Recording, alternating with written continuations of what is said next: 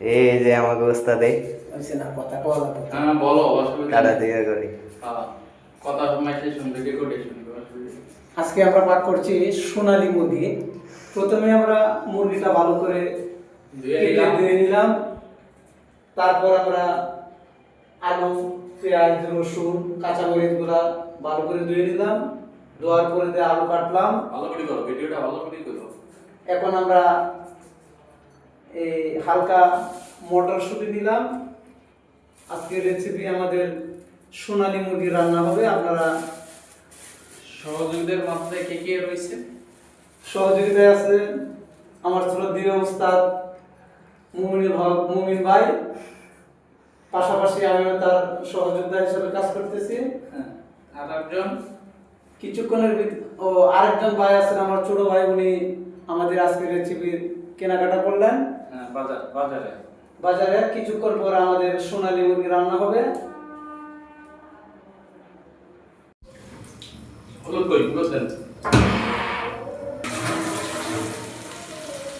এরপর দিয়ে দিলাম হালকা পরিমাণে হলুদ।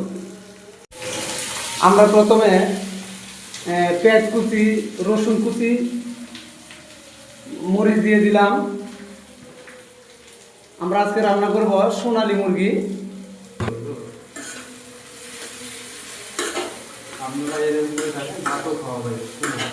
এখন আমার উস্তাদে হালকাভাবে নাড়াচাড়া করতেছে। হালকা লবণ পরিমাণের মতো, আপনারা আপনাদের স্বাদ অনুযায়ী লবণ দিয়ে দিবেন।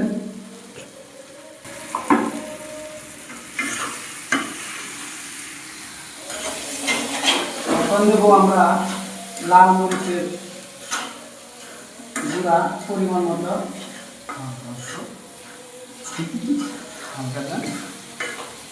পরিমাণ মতো হালকা আপনারা দিয়ে দিবেন, যে যে পরিমাণ মতো ঝাল পছন্দ করেন। থাক, কাঁচামরিচের ঝাল আছে, পরে লাগলে দিয়ে দেবো।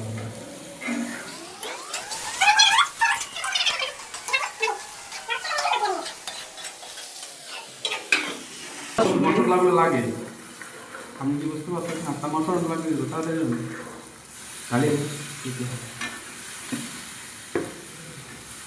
মটরশুঁটি দিলে কিন্তু মুরগিটা রান্নার চমৎকার একটা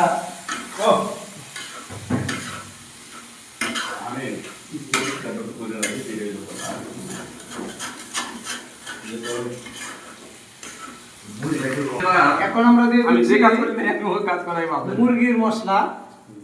পরে দিতে হবে।